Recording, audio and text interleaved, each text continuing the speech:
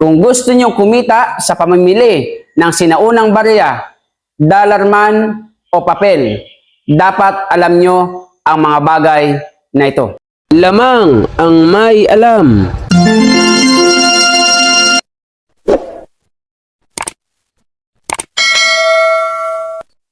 Magandang gabi po mga kaibigan ko dito po sa ating channel, More Than Treasures. Kumusta po kayong lahat? Nawa po ay nasa mabuti po tayong kalagayan at ligtas sa anumang kapahamakan. Sa video po natin ito ay tatalakayin po natin ang tungkol sa pamimili ng mga sinaunang coins, sinaunang barya, at mga dollar na coins, pati na din po ang mga dollar na papel. Lagi niyo pong pakatatandaan, kapag ikaw po ay mamimili o may balak bumili ng mga sinaunang barya, sinaunang coins, old coins, dapat po unang-una, alam mo kung anong year o kung anong taon nagsisimula bilhin ang isang sinaunang barya. Dapat mo alam mo kung anong taon ang mga nabibili. Unang-una, kapag ikaw po ay mamimili ng sinaunang coins, ang nabibili po, ito po ang 100% na totoo. Ang nabibiling sinaunang coins ay 1945 pababa. Okay? Hindi po pag-uusapan kung saang bansa nang galing. American coins, Indian coins, Philippine coins, China coins, Korean coins. Hindi ho pag-uusapan kung anong bansa ang pinanggalingan ng sinaunang mong coins. Ang pinag-uusapan dito, ang pinupunto dito, ay yung taon. Kailangan 1945 pababa. Dahil sa ganyan pong taon, nangaandyan po ang silver coins at naandyan din po ang gold coins sa taong yan pababa.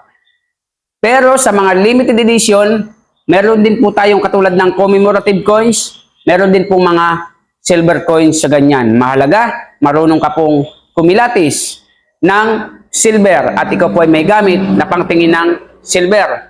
Pero ang malinaw po dito, kung ayaw nyo pong ikaw ay ma-fake, ang bibili nyo pong coins ay 1945 pababa. Ngunit may isang coins na 1945, 1944 na hindi po nabibili sa merkado. Kahit saan ka maghanap po, hindi ito mabebenta. Ito po yung 1944 o 1945 na may agila sa likod. Ano po? 5 centavos po ito. At may lalaking nakaupo sa kabila sa likodan. Ganyan po ang itsura niyan. Yan po ang hindi kasama sa mga nabibili. Pero lahat po ng 1945 bababa at original, kailangan marunong po kayo tumingin ng original. Iyan po ay nabibili. Paano ba malalaman ng original? Lagi niyo pong pakatatandaan. Kapag 1945 bababa, ang original, silver. Pag silver, original. Kung 1945 nga at tanso naman, pinatakan ng asido nagberde, yan po ay fake. At kapag dilaw naman, kailangan gold. Kapag iyan po ay hindi gold at gold-plated lamang tanso, yan po ay fake. Ito po ang aking tip, example. Kapag 1945 pababa, ang original silver at gold coins. Yan po ang mga original.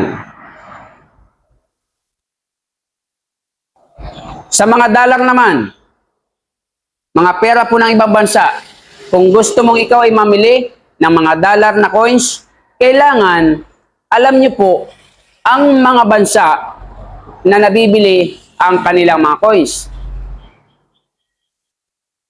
Alam niyo din po ang mga taon. Kasi po sila, nagpapalit din po yan ng mga pera. Pag hindi ka marunong, mabibili mo, face out na pala, hindi mo rin po maibebenta. Ganun din po sa paper na dollar. Kailangan alam mo po kung ano-ano ang mga bansa na nabibili. At take note, ano po, kung gusto nyong mamili ng dollar, coins man o papel, kailangan alam nyo ang presyo. Kailangan alam mo ang presyo, halimbawa ng United States of America, US dollar, kailangan alam mo kung magkano sa bagsakan. Ano po? At para may idea ka kung paano mo bibilhin para kumita ka man lamang kahit konti. Ano po? Ganon din po sa mga sinaunang coins. Kailangan alam nyo po ang presyo ng ibebenta sa yung old coins upang sa gayon ay may idea ka kung paano mo ito bibilhin. Lagi po nating pakatatandaan mga ka-more than treasures, mga idol, mga kaibigan, ano po, sa pamimili ng coins na silver, sinaunang coins, dapat alam mo ang mga sekreto. Ano po? Upang sa gayon, hindi ka po mapepeke ng sinuman sapagkat napakarami po ngayon na mga sindikato. Napakarami pong sindikato ngayon. Sasabihin, itong coins na to ay nahukay namin sa 20 feet ang lalim. Ano po? Ngayon, kapag wala kang alam, pwede ka pong ma-fake nila. Sa aking Facebook page, ano po, sa mga nakikipag-transaction sa akin, marami na po akong nakachat na sa tingin ko po mga sindikato. Ngunit kapag ikaw ay may alam, hindi ka po nila kayang patalunin sa patag. Hindi ka po nila kayang paluksuhin sa patag. Ano po?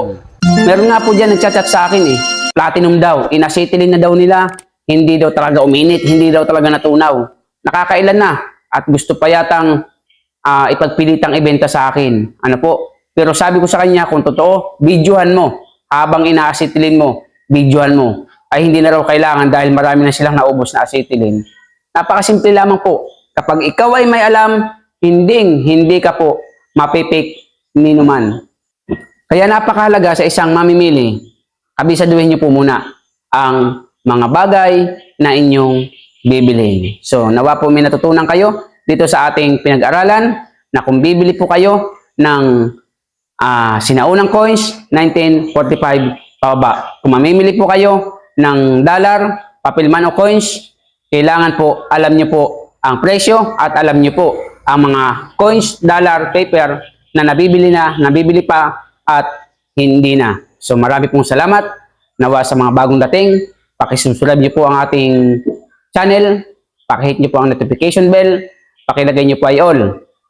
Upang sa gayon, lagi kayong update sa ating mga bagong videos. At kung nagustuhan nyo nga, pakilike nyo po at pakishare sa lahat ng ating mga kaibigan na hilig sa dollar at old coins. Marami pong salamat. See you in my next video. God bless po. Lamang ang may alam.